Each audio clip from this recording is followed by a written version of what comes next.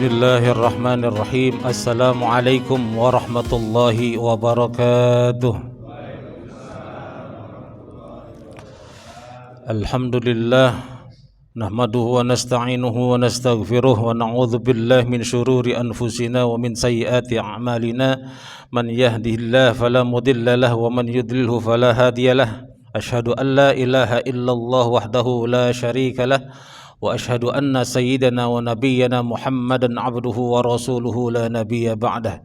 Subhanaka la ilma lana illa ma 'allamtana innaka antal alimul hakim wa tub 'alaina innaka antat tawwabur rahim.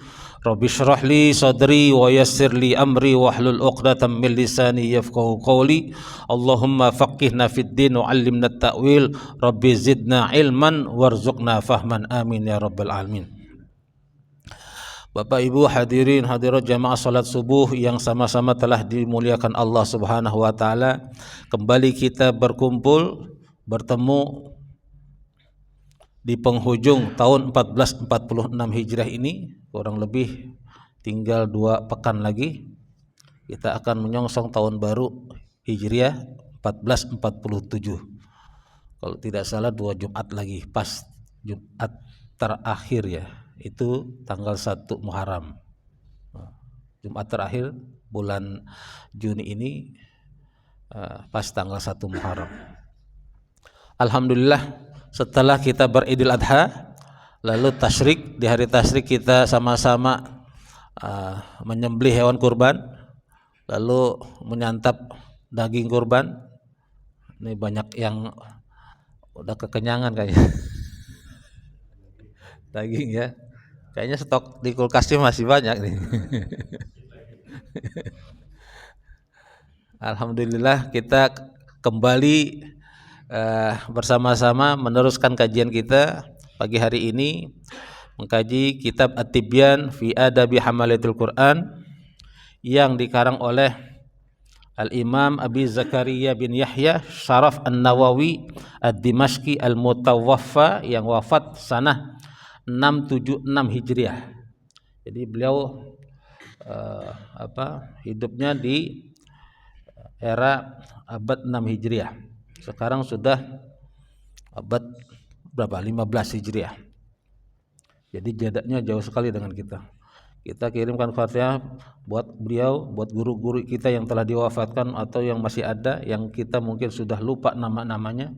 Wabil khusus juga kedua orang tua kita yang kalau memang sudah diwafatkan oleh Allah agar Allah lapangkan kuburnya, orang-orang yang berjasa dalam hidup kita semuanya agar Allah ampuni dosa-dosanya, bil khusus Imam An-Nawawi, mudah-mudahan semuanya diangkatkan derajatnya oleh Allah dan kita dapat berkumpul kembali di darul akhirah, di surganya Allah Subhanahu wa taala dalam satu klaster, satu komplek bersama orang-orang saleh. Ala hadiniyah wa lakulun salih. Al-Fatihah.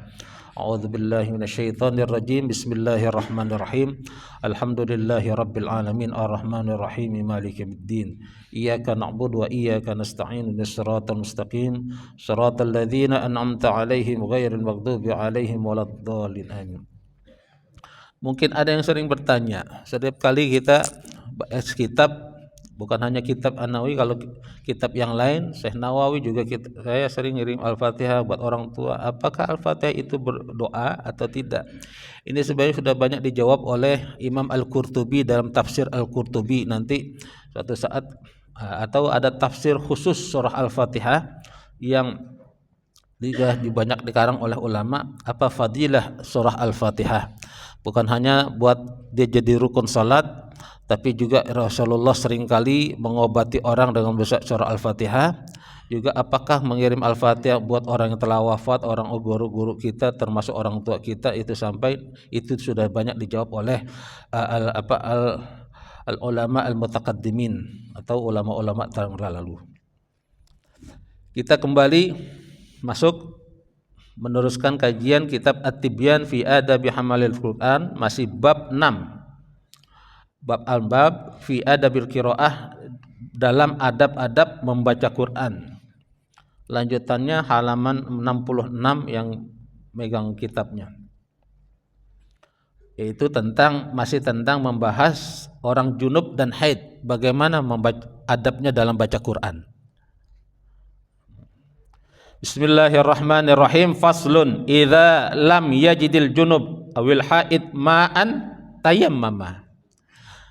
Kalau orang yang sedang junub atau haid, datang haid perempuan, tidak menemukan air, ma'an lam yajid ma'an tayammama, hendaknya dia bertayamum.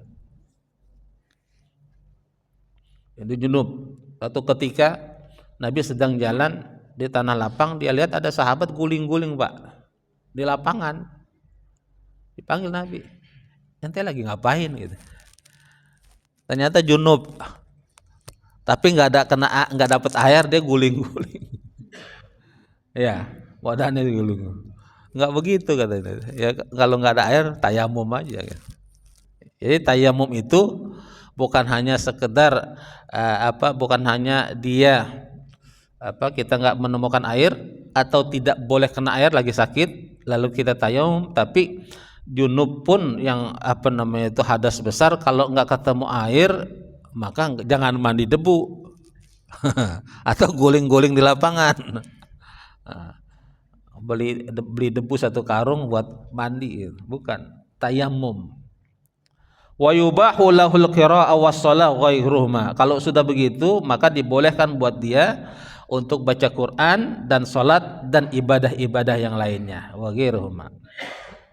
Fa in ahdatsa, kalau dia berhadas, misalnya buang angin, buang air kecil, air besar, udah tayamum, haruma alaihi shalah, enggak boleh salat.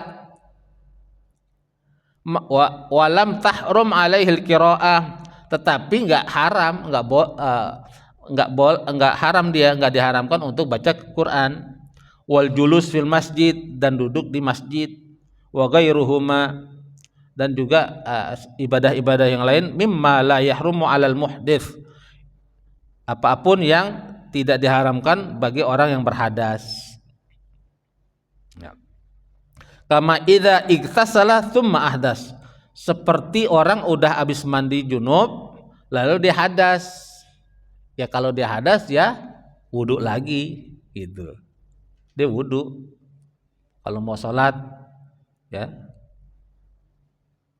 Sama dengan orang yang junub atau haid nggak ketemu air lalu tayamum, dia hadas, ya tayamum aja lagi. Ya kan, batal tayamumnya. Wa hadza mimma yus'alu anhu wa yustaghrab. Ini banyak ditanyakan dan banyak orang mengira-ngira atau dianggap. Yustaghrab ini sebenarnya dari kata gharib. Gharib itu aneh atau jarang gitu. Mungkin orang malu, maksudnya gitu. Ini perlu dibahas atau ditanyakan, tapi orang sering kali malu gitu untuk bertanya. Fa yuqalu junubun yumna minas shalah wa la yumna min qiraatil Qur'an wal julus fil masjid. Junub itu, orang yang junub dilarang untuk sholat tetapi tidak dilarang untuk baca Quran dan duduk di masjid, min ghairi darurah, tanpa ada kedaruratan. Kaifu sharah, bagaimana ini menjelaskannya? Begini penjelasan, fa hadhihi suratuhu. Tsumma la farqa fima dzakarnahu baina tayammumil junub fil hadar was safar. Enggak ada bedanya seperti yang kami telah sebutkan atau terangkan antara orang tayamum dalam keadaan junub, dia mukim ataupun dalam perjalanan. Dia sedang tetap di rumah ataupun di perjalanan. Enggak ada bedanya gitu. Orangnya baik orangnya sedang di rumah ataupun dalam perjalanan sama aja. Dzakara ba'du ashabi Syafi'i, Imam Nawawi mengatakan sebagian ulama Syafi'iyah mengatakan annahu idza tayammama fil hadar istabaha shalah wala yaqra ba'daha. Kalau sudah tayamum, ya, dalam keadaan mukim, dalam keadaan safar, bukan dalam keadaan perjalanan, dia dibolehkan sholat tetapi tidak dibolehkan baca Quran. Wala yajlis fil masjid, enggak boleh juga duduk di masjid. Wasahihu jawazu dzalika kama qaddamna. Tetapi yang lebih benar kata Imam Nawawi gitu adalah yang dibolehkan, pendapat yang dibolehkan seperti yang sudah kami utarakan pada bab alinea paragraf sebelumnya. Jadi ada dua pandangan, sebagian ada yang mengatakan boleh sholat tapi nggak boleh baca Quran dan duduk di masjid. Tapi kata Imam Nawawi mayoritas memakai pendapat yang dibolehkan duduk di masjid dan baca Quran. Walau tayammama wa shalla wa qara'a thumma ra'a ma'an, kalau andai dia sudah tayammum lalu dia sholat dan baca Quran, summa ra'a ma'an, baru dia ketemu air, baru ngelihat air, yalzamuhu isti'malihi, yang dibolehkan dia pakai. Kalau airnya cukup, air cuma sebotol tapi dia buat minum doang gitu, jangan paksain Pak, lebih penting minum ya buat minum misalnya, maksudnya gitu. Jadi yang ketemu air tapi yang dia boleh atau bisa dipakai gitu. Fa innahu yahrumu alail qiraah, baru itu dikatakan dia tidak boleh baca Quran. Wa jami'u ma yahrumu alal junub hatta yaktasil, juga tidak dibolehkan semua yang dilarang terhadap orang yang junub yang dia lakukan kecuali sudah mandi gitu. Jadi orang junub ini mungkin ada orang habis junub, bahkan guru-guru kita dulu, orang tua kita kalau junub Pak, jangankan baca Quran ibadah kerja yang lain-lain aja Pak Mali gitu. Masak itu masih junub, masak, mandi dulu. Jadi masih junub tapi kemana-mana megang ini megang itu, ibu-ibu gitu. Jadi mandi dulu, bersihin dulu, mandi wajib. Maksudnya mungkin supaya dia nyuci, dia masaknya itu mengandung ibadah. Kalau dalam junub kan dia dalam keadaan hadas besar.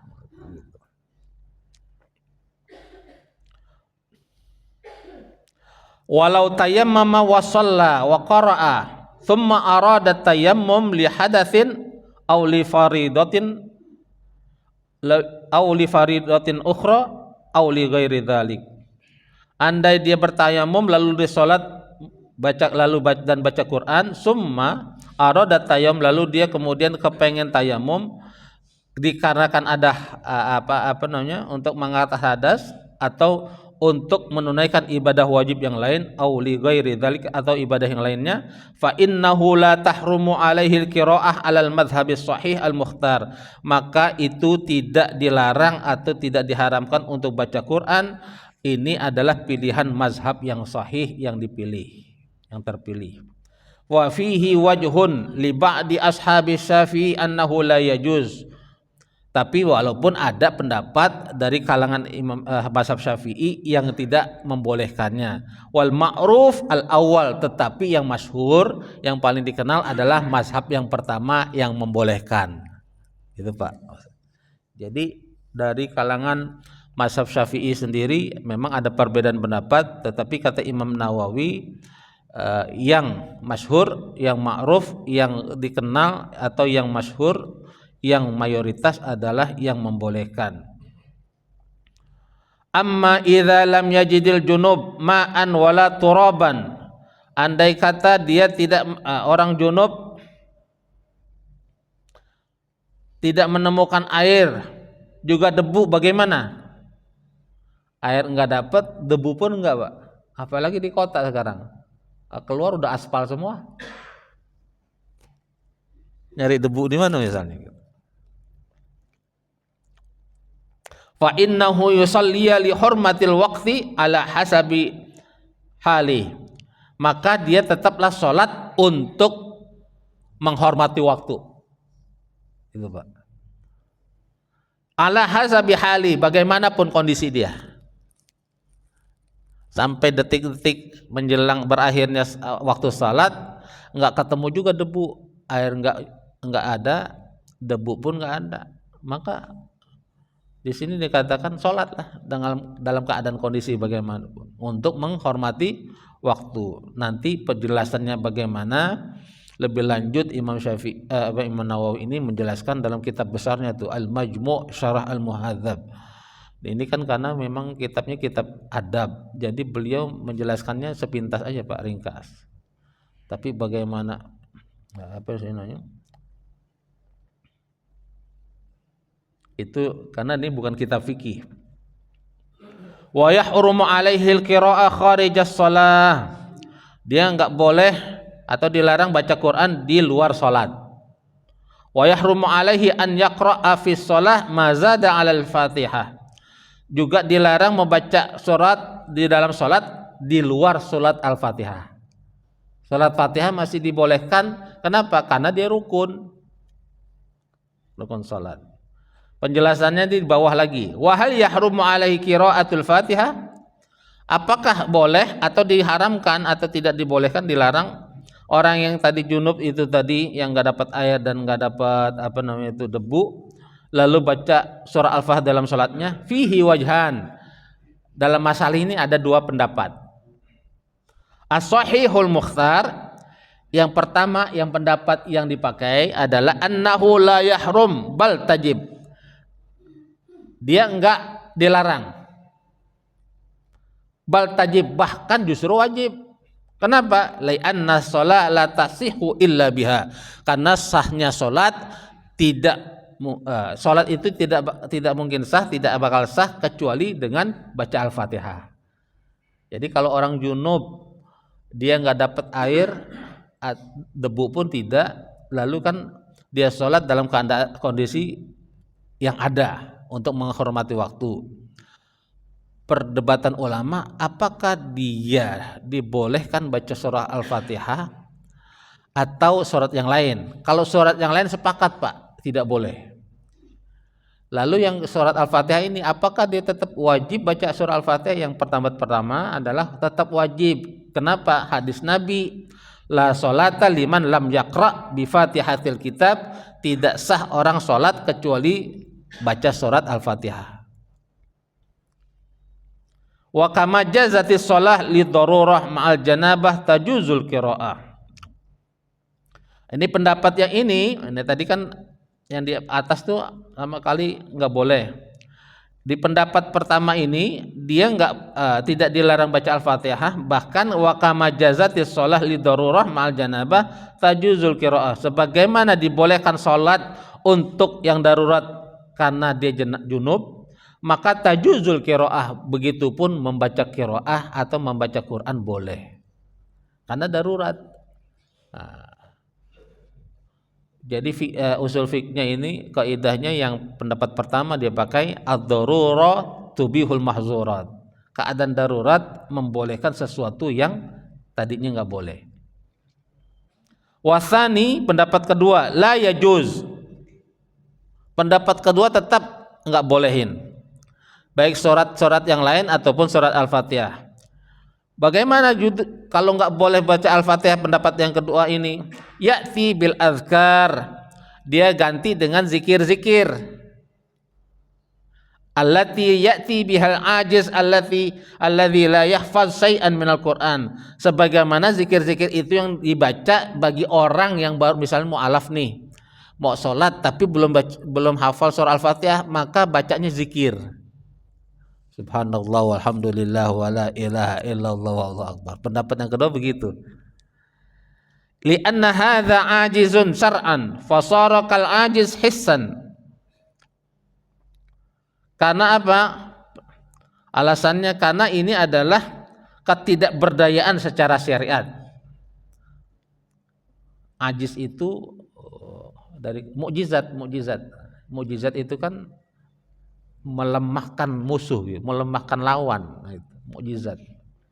Ajiz itu tidak berdaya. Karena hal ini adalah keadaan ketidakberdayaan orang di luar kemampuan dia gitu loh.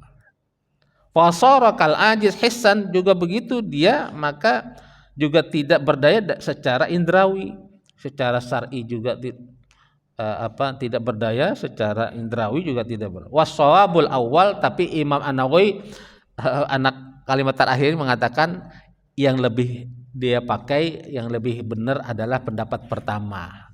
Baca Al-Fatihah boleh. Gitu. Dalam keadaan tadi ya. Nah, misalnya nggak dapat air, debu pun nggak dapat, lalu sholat dalam keadaan begitu untuk menghormati waktu, lalu tetap baca surah Al-Fatihah.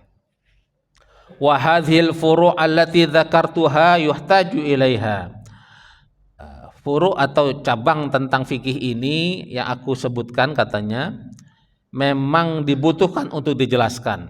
Falihadza asyartu ilaiha bi aujazil ibarat asyara yushiru, aku menunjukkan, oleh karena itu aku menjelaskan tentangnya bi aujazil ibarat dengan secara ringkas, secara global aja. Wa illa falaha adillatun wa tamid wa tatimmatun katsiratun ma'rufatun fi kutubil fiqh. Ya. Kalau enggak ringkas itu, ya nanti penjelasannya bisa panjang lebar, seakan-akan ini kitab sebagaimana yang sudah ditulis dalam kitab-kitab fikih. Maka tadi saya bilang ini karena bukan kitab fikih, beliau menjelaskannya ringkas aja gitu. Jadi secara makro aja. Wallahu a'lam. Allah lah yang Maha mengetahui. Pasal selanjutnya, faslun wa yustahabbu an takunal qira'ah fi mawdi'in nazifin mukhtar. Juga disunahkan atau dianjurkan untuk membaca Quran fi mawdi', di tempat nazif mukhtar, yang nyaman, yang bersih. Walihadza istahabba jama'atun minal ulama al-qira'ah fil masjid. Untuk itu ulama lebih suka, kebanyakan ulama, jama'atun minal ulama, kebanyakan ulama lebih suka baca Qur'annya di masjid. Kenapa? Likaunihi jami'an linnazafah wa syarafil buq'ah. Karena masjid itu sudah terjamin kebersihannya, Pak. Yang bersih ya. Ya ada, apalagi ada merbotnya, ada ber-AC, ada bersih. Wa syarafil buq'ah, dan kemuliaan tempatnya. Wa muhassilan li fadilatin ukhra, juga bahkan bukan hanya buat baca Quran tapi buat ibadah-ibadah yang lainnya, keutamaannya ada. Apa? Di antaranya wahiyya al-i'tikaf. Di antaranya i'tikaf. Fa innahu yanbaghi likulli jalisin fil masjid an yanwiyal i'tikaf. Maka hendaknya setiap orang yang ingin duduk di masjid niatlah untuk i'tikaf. Termasuk kita nih. Ngaji niatin i'tikaf pernah setengah jam, 1 jam lumayan. Yang mau pakai niat dilafazkan nawaitul i'tikaf fi hadzal masjid lillahi ta'ala. Nawaitu an a'takifa, ada juga yang begitu. Fi hadzal masjid. Sawa'un kasura julusihi aw qalla. Sama aja dia mau duduk lama apun sebentar di masjid, niatin aja i'tikaf biar dapat pahala i'tikaf. Wa hadzal adabu yanbaghi an yu'tana bih. Inilah adab yang mesti diperhatikan. Wa yusha'a dzikruhu, bahkan disebarluaskan nih, Pak. Wa ta'rifu sighar wal awam, lalu diinformasikan kepada anak-anak tuh. Anak remaja, nah ini duduk-duduk, daripada duduk niatin i'tikaf biar dapat pahala. Kadang kan ada anak tuh nggak tahu, biar anak-anak kita, kalau kita ada anak-anak remaja, anak-anak kita dapat doa pahala i'tikaf, ajarin niat i'tikaf. Wal awam, juga orang yang belum tahu dikasih tahu. Ini yang ngaji datang sini, teman-temannya, tetangganya atau anak-anaknya nggak ikut ngaji, kasih tahu kalau ke masjid niat i'tikaf. Fa innahu mimma yughfalu anhu, sesungguhnya masalah ini seringkali dilalaikan. Dilalai ini. Nah, i'tikaf, apalagi mau zikir, ngaji, i'tikaf. Jangan datang ke masjid ngobrolin masalah dunia. Wa ammal qira'ah fil hammam, nah ini penjelasannya lagi. Sedangkan masalah bagaimana penjelasannya baca Quran di hammam. Hammam itu kamar mandi. Faqad ikhtalafas salaf fi karahatiha. Sungguh telah ikhtalaf, berbeda pendapat ulama-ulama salaf fi karahatiha, dalam memakruhkannya atau dalam kalau makruh itu kan dibenci, dimakruhkan berarti dibenci. Tapi seringkali kita Pak menyepelekan, itu kan cuma makruh Ustaz. Makruh itu dibenci artinya. Faqala ashabuna, sebagian sahabat kami yang Syafi'iyah, kata Imam Nawawi, berkata, la tukrah, tidak dimakruhkan, enggak dilarang, enggak dibenci di kamar mandi nih. Wa naqalahul Imam al-Mujma' ala jalalatihi Abu Bakr ibn al-Munzir. Di antaranya yang mengatakan itu siapa? Kata beliau, itu Imam al-Mujma' itu imam yang telah disepakati ala jalalatihi, ke kemuliaannya, al-jalalah, Zul Jalali wal Ikram. Kan ada asmaul Allah Zul Jalal. Yaitu Abu Bakr ibn al-Munzir, beliau adalah ulama tabi'in. Fil Ishraf, dalam kitabnya Al-Ishraf, an Ibrahim An-Nakhai wa Malik, dari Ibrahim An-Nakhai juga Imam Malik, wa huwa qaulu Atha, dan ini adalah pernyataan dari Imam Atha. Imam Atha juga dari tabi'in, hidup di abad 100 Hijriah. Wa dhahaba ila karahatihi, sementara yang memakruhkannya, tadi kan dia mengatakan tidak makruh, sebagian ada yang mengatakan memakruhkannya, jama'atun minhum, banyak dari jamaat, itu berarti banyak jamaat, mayoritas dari mereka. Minhum Ali bin Abi Thalib, di antaranya adalah sahabat Nabi dan menantu baginda Nabi Ali bin Abi Thalib, mengatakan makruh di kamar mandi ngaji. Rawahu anhu Ibnu Abi Dawud, diriwayatkan yang meriwayatkannya adalah Abu Dawud. Wa hakahu Ibnul Munzir an jama'atin minat tabi'in, dan juga diceritakan oleh Ibnu Munzir an jama'atin minat tabi'in, salah satu dari ulama tabi'in. Minhum Abu Wa'il Syaqiq bin Salamah wa Sya'bi wal Hasan al-Basri wa Makhul wa Qabisah ibnu Dzu'aib. Juga di antara selain beliau-beliau tadi ada Abu Wa'il, Syaqiq ibnu Salamah, Sya'bi, Imam al-Hasan al-Basri, Makhul, Qabisah ibnu Dzu'aib. Di antara itu tabi'in dan tabi'ut tabi'in. Wa raina aidan an Ibrahim an-Nakhai, diriwayatkan juga, kami juga meriwayatkan dari Ibrahim An-Nakhai, wa hakahu ashabuna an Abi Hanifah radhiyallahu anhum ajmain, juga diceritakan sebagian dari ulama mazhab Abu Hanifah radhiyallahu anhum ajmain. Jadi banyak yang bisa dikatakan mayoritas mengatakan makruh baca Quran di kamar mandi. Kalau ya ada tempat yang lain, kenapa di kamar mandi gitu ya, kecuali kalau orang spontan lupa gitu ya.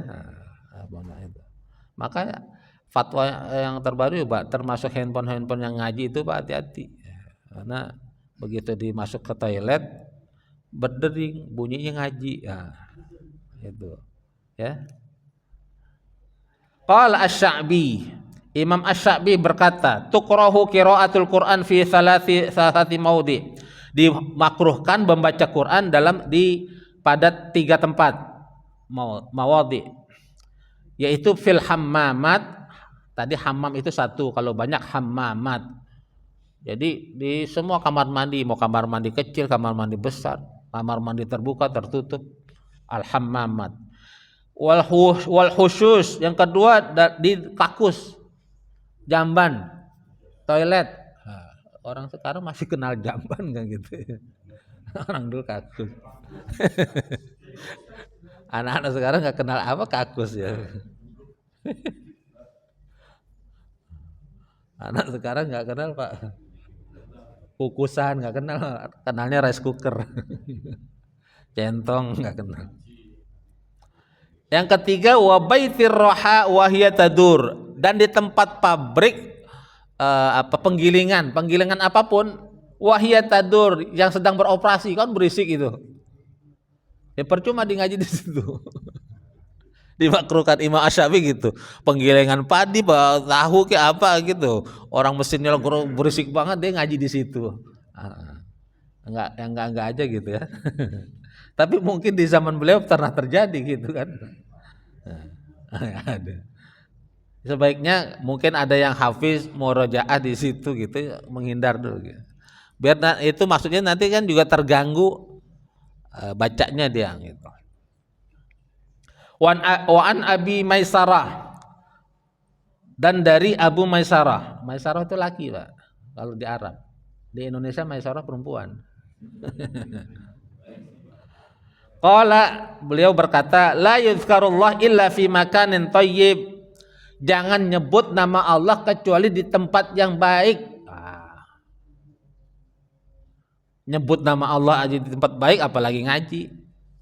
Gitu. Cari tempat yang baik-baik, karena Allah adalah Tuhan yang maha baik. Innallaha thayyibun. Ya kan Allah, jangan sama dengan orang bantu masjid, bantu pesantren tapi hasil korupsi duitnya. Ya, banyak tuh. Ya Allah maha baik yang hanya menerima yang baik. Wa ammal qiraah fi thariq, bagaimana kalau baca Quran di jalanan? Ini kan ada juga. Fal mukhtar annahu jaiza ghairu makruha. Yang masyhur adalah dibolehkan baca di jalanan. Ghairu makruh, enggak dimakruhkan. Idza lam yaltahi sahibuha. Jikalau dia tidak mengganggu sahibuha, itu maksudnya pejalan yang pakai jalanan. Iya, jangan di tengah-tengah jalanan. Mentang-mentang ngaji, kan lagi ngaji ya. Ntar bikin viral, ada orang ngaji diusir, ngajinya di tengah jalan. Fa inil taha sahibuha anha kurihat. Kalau sudah mengganggu pejalan kaki yang menggunakan jalan itu, maka dimakruhkan. Enggak boleh Pak, walaupun ngaji. Ini sebenarnya juga banyak Pak, udah banyak sebenarnya, termasuk jalan-jalan umum ditutup untuk sholat.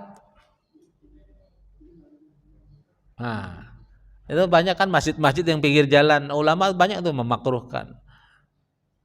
Jangan mentang-mentang kita kan mau sholat, ya iya, tapi itu kan jalan umum, ngerepotin orang ditutup. Gitu. Bagaimana solusinya? Carilah sama RT RW itu gimana.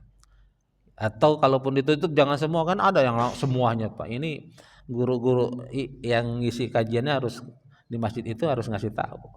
Termasuk kemarin saya di Idul Adha itu ya masih ada Pak daerah dari itu ditutup, benar-benar tutup. Waduh.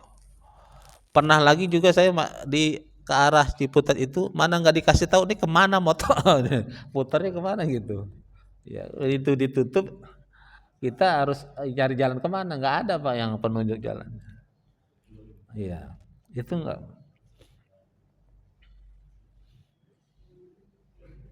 Kama karihan Nabi sallallahu alaihi wasallam al-qiraah lin na'is, sebagaimana Nabi memakruhkan orang baca Quran dalam keadaan ngantuk. Enggak boleh Pak, saking ibadah ngantuk-ngantuk ya. Iya. Sama dengan sholat yang mulai. Suatu saat Nabi masuk masjid, ada tali pada tengah-tengah. Nabi tanya sama sahabat, ini ada tali apaan ini? Itu Rasulullah dia yang bikin, ada satu itu. Jadi kalau dia ngantuk dia buat pegangan. Oh jangan gitu, kata Nabi. Matamu punya hak, dirimu punya hak. Kalau tidur ya ngantuk, tidur. Apa kalau ngantuk tidur? Yang dipaksain ibadah. Gitu.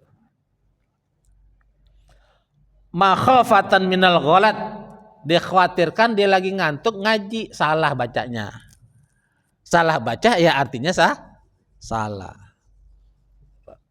Warawa Ibnu Abi Dawud an Abi Darda, diriwayatkan dari Abu Dawud dari Abu Darda annahu kana yaqra fit tariq. Abu Darda pernah diriwayatkan oleh Ibnu Abi Dawud, dia kalau pernah baca Quran di jalanan. Wa an Umar bin Abdul Aziz rahimahullah annahu adzina fiha, dan Khalifah Umar bin Abdul Aziz juga mengizinkan itu. Jadi boleh selama tidak mengganggu pemakai jalan, ya. Qala Ibnu Abi Dawud hadatsani Abu Rabi'. Ibnu Abi Dawud berkata, mengabarkan kepadaku Abu Rabi'. Abu Rabi' mengabarkan kepadaku, qala, dia berkata, akhbarna Ibnu Wahab, telah mengabarkan kepada kami Ibnu Wahab. Qala, dia berkata, sa'altu Malikan, aku pernah bertanya kepada Imam Malik, anir rajul yusolli min akhiril lail, tentang ada seseorang yang sholat di penghujung malam. Fayakhruju ilal masjid, lalu setelah itu dia keluar ke masjid. Wa qad baqiya minas surah allati kana yaqra fiha syai'un. Dia belum selesai itu menyelesaikan surat yang dibaca ketika dia sholatnya itu, belum selesai sampai akhir. Hampir akhir ayat. Lalu dia ke masjid. Tapi di sini nggak diterangkan dia sambil masjid, tapi maksudnya sambil di masjid dia nerusin jalan sambil jalan. Faqala, Imam Malik mengatakan, ma'a'lamul qiraah takunu fit thariq. Aku nggak tahu tuh tentang orang baca Quran di jalanan. Wa kariha dzalik, Imam Malik memakruhkannya. Kalau tadi dari tadi membolehkan, sementara kalau Imam Malik memakruhkannya. Wa hadza isnadu sahih an Malik rahimahullah, ini adalah sanad yang sahih dari Imam Malik radhiyallahu. Beliau tidak menyukainya atau tidak khawatir mungkin ada sesuatu yang dikhawatirkan. Wallahu a'lam bishawab. Sampai situ dua fasal yang agak panjang, 4 halaman, tapi masih tentang orang junub tadi yang haid lalu baca Quran di jalanan, dan baca Quran bagi orang-orang yang ngantuk. Orang ngantuk mesti baca Quran. Demikian, mudah-mudahan bermanfaat. Jika ada yang mau ditanyakan, dipersilakan. Silakan, Wajib. Wah, saya lagi mikir kemana Wajib ini ada. Ini tempat. Biasanya ashabul simal, sekarang ashabul yamin. Silakan ya. Terima kasih. Pertanyaannya dua-duanya tentang korban. Kalau dipikir ini ada walaupun kita bahas tentang baca ngaji di jalanan, pertanyaannya tentang korban. Ya. Saya jawab dulu, tapi saya sebelum karena kebetulan saya ingat kemarin baru launching film Gaza. Jadi kalau mau support silakan ikut, karena pembuatnya itu sudah membuat komitmen 40% keuntungannya untuk langsung ke Gaza. Nanti 60%-nya itu juga lagi buat film-film buat perjuangan. Jadi nanti ini jadi support film Gaza. Kalau syukur-syukur jemaah Jabar Rahmah rame-rame, karena ada yang hari pertama kemarin tanggal 12 jemaah di Bintaro itu termasuk ibu-ibunya pakai atribut Palestina juga, kita semarakkan itu, ajak kalau perlu anak-anak kita supaya tahu di dunia belahan sana saudara-saudara kita bagaimana apa yang mereka hadapi dan seterusnya. Bahkan sekarang bukan hanya memang dari awal bukan hanya Islam. Sekarang gelombang manusia yang ke arah perbatasan Gaza itu dari Afrika justru lebih besar, dan mereka justru bukan dari negara-negara Islam, Pak. Datang untuk kemanusiaan, untuk menjebol perbatasan itu, walaupun tetap dihalang-halangi oleh justru negara Islam sendiri, Mesir. Nah kita inilah dilema kita, jadi negara state atau dikelompokkan menjadi negara-negara nation. Jadi sekat-sekat agama lagi, agama disekat-sekat, seringkali itu yang melemahkan umat Islam. Tapi umat Islam sendiri secara umat semuanya sudah bergejolak, pemimpinnya aja Pak yang masih takut. Jadi saya ini aja mengajak kita semua yang ini kalau bisa ikut menyaksikan untuk support. Paling tidak itu yang dapat kita lakukan di Indonesia. Lalu menjawab pertanyaan, ada 2 pertanyaan tentang sholat id, hukumnya lebih tinggi mana dengan sholat Jumat. Sholat id itu tidak wajib, hukumnya sunnah muakkadah. Sunnah muakkadah. Tapi karena sunnah muakkadah itu sunnah yang sangat sangat ditekankan, sangat didorong. Bahkan orang-orang yang sedang haid, junub atau yang keberhalangan pun, anak-anak kecil pun disuruh keluar, Pak. Itu. Suruh keluar untuk menyemarakan, karena ini hari raya umat Islam, baik Idul Fitri maupun Idul Adha. Maka juga sayang kalau umat Islam cuma karena sibuk di rumah, perabotan belum kelar dicuci, enggak sholat id, keluar semua.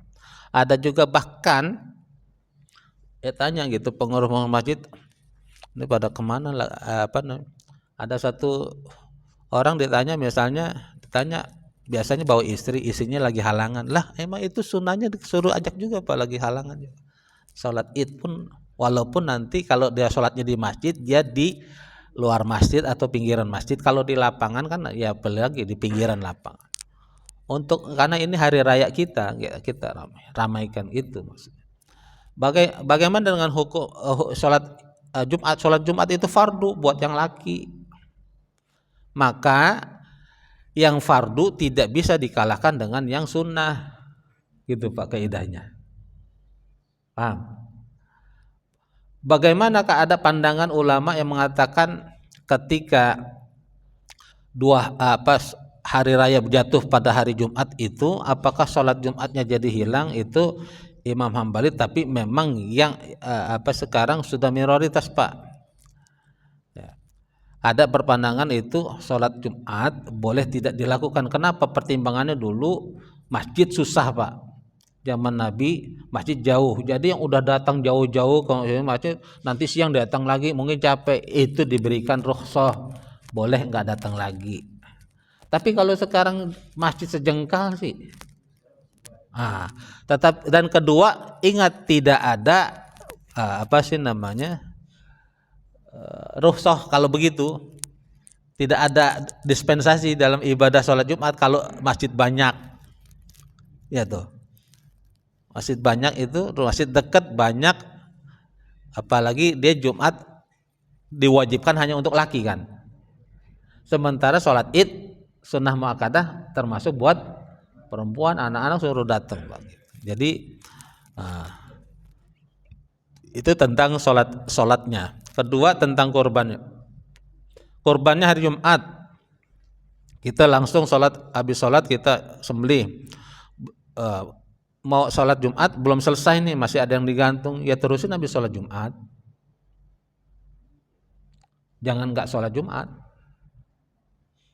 Gitu. Apalagi bersihinnya itu di masjid, tapi nggak sholat Jumat gimana? Dan itu hari tasyrik kan banyak. Itu fadilahnya keutamaannya kenapa hari tasyrik ditambah 3, hari tasyrik 4. Cuma orang Indonesia kan nggak mau repot, semuanya disembelih hari pertama. Sebenarnya bisa kan, hari terakhir aja masih bisa tuh nyembelih. Karena itu hari makan. Tasyrik tuh nggak boleh puasa.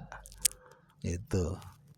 Cuma kan satu lain hal, misalnya panitianya banyak yang kerja, besok udah mulai itu, atau banyak yang udah mau keluar kota jalan-jalan. Nah, sebenarnya itu yang kenapa hari tasyrik ada tambah 3, supaya itu 4 hari itu dengan hari haknya itu. Siapa tahu ada yang baru dapat rezeki habis Idul Adha Pak. Habis sholat Idul Adha dia baru dapat rezeki, baru mampu untuk beli kambing. Itu boleh. Ya, boleh. Beli kambingnya gitu. Ustadz, tapi panitianya udah bubar, nggak nerima lagi, beli aja di rumah. Iya. Gitu, sembelih di rumah. Gitu. Jadi silakan lanjut. Iya. Jadi yang ditanya ditutup itu boleh nggak? Enggak. Oh, soalnya Safi nggak bisa GPS baca aja. Iya nggak apa-apa itu nggak apa-apa. Iya nggak apa-apa. Maksudnya itu kan panitianya mungkin karena apalagi itu di apa kemarin viral kan banyak yang apa banyak yang lihat dia bukan hanya lihat dengar dengar teman-temannya sembelih itu kan jeritan-jeritan begitu dia bisa stres tuh binatang bisa ngamuk.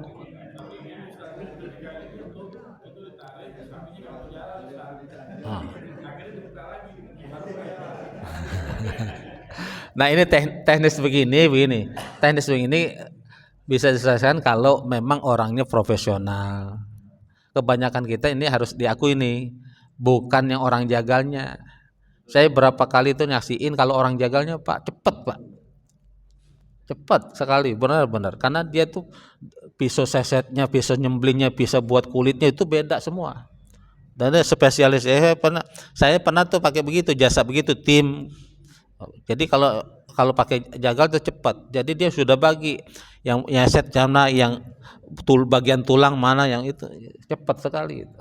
Nah kalau karena kita nggak pakai yang begitu, kita suruh jalan sapi aja kita bingung gitu. Atau ada yang apa jatuhin sapi aja nggak tahu karena memang bukan ahlinya itu penting. Nah tinggal penting gini. Bagi yang pekurban itu atau panitia masjid kalaupun nggak ini bisa dimintain apa dana lagi buat yang buat RPH atau buat penyembelihan apa tuh yang juleha ya yang nyembelih profesionalnya itu ya berapa gitu. Nah, ada juga perdebatan kemarin itu kan saya dapat pertanyaan di WA itu karena ada yang nggak bolehin itu yang tidak membolehkan menyembelih di masjid karena pakai pekarangan masjid. Ada benarnya Pak karena nih kurban itu nggak ada kaitannya dengan masjid. Kurban masjid itu tempat sholat nggak ada kaitannya itu memang ibadah juga tapi nggak ada kaitannya dengan masjid. Kalau dipakai nanti dengan anggaran masjid pakai listrik atau air masjid itu yang dipertanyakan itu. Sebenarnya ada solusinya saya bertengah-tengahnya dari yang melarang atau yang mau dimintain aja dana. Ini buat karena pakai pekarangan masjid, misalnya buat pakai listriknya air itu bersih-bersih sama pekurbannya sekian udah include sama pemotongan penyembelihan. Dan dijaminan dari kebersihan tadi, khawatir kan baunya itu kan beberapa hari itu darah itu nggak hilang Pak. Ya, gitu. Atau kadang ada yang udah digali tapi mungkin galinya kurang dalam atau karena memang hewan kurbannya banyak jadi darahnya banyak jadi sudah digali lalu ditutup bau darahnya itu masih ini Pak sekian meter itu masih kecium. Itu khawatirnya. Nah, jadi kalau yang tadi teknis itu tuh sebenarnya bisa dijawab sama orang-orang yang ahlinya. Bagaimana jatuhin sapi? Karena saya ngeliat sendiri Pak orang yang nggak ahli karena memang itu ya ini jujur-jujur aja. Kalau saya sih sampai sekarang nggak pernah mau ya gitu. Karena memang udah banyak yang ahli. Yang nggak ahli pun karena memang ada duitnya pura-pura bisa. Betul Pak. Banyak bukan nggak ada. Sana saya lihat sendiri ada orang ustadz bisa nyuruh tapi pisaunya bukan pisau sembelih. Iya Pak. Itu yang nyiksa nanti binatang. Jadi motongnya kayak motong begini. Kan kalau nyembelih hewan tuh akan beda Pak. Ya satu ini aja. Itu ya. Sekali aja dia tahu itu. Nah makanya itu yang kalau kita kan satu ekor sapi aja bisa sampai lewat zuhur itu kalau kita yang bukan. Tapi kalau yang ahlinya bisa cepet. Ada lagi? Ya silakan. Berdoa di dalam kamar mandi. Iya. Ya. Doa dalam hati aja Pak. Jadi yang dilafazin itu. Doa masuk kamar mandi pun bacanya sebelum masuk kamar mandi. Jangan masuk dulu baru doa. Udah di dalam baru doa. Jadi Allahumma ini. Itu ada orang bilang itu doa maka karena dia masukkan ke doa, dia angkat tangan. Termasuk Allahumma antas salam memasukkan bab doa, maka karena salah satu sunnah doa itu angkat tangan. Tapi ada yang memasukkan itu babnya zikir, maka karena dia bab zikir nggak perlu angkat tangan, itu nggak usah diperdebatkan. Yang mau angkat tangan silakan, nggak mau angkat tangan gitu. Ya karena dia masuknya bab zikir, misalnya Allahumma antas salam, dia nggak pakai angkat tangan. Doa habis azan, dia masukannya babnya bab zikir, maka dia nggak angkat tangan, ada juga gitu. Ya. Ada lagi Pak? Ibu-ibu udah tutup tirainya soalnya. Ya. Ini tentang padahal ini tentang ibu-ibu katanya, tentang haid, tentang junub. Nanti ada penjelasan selanjutnya.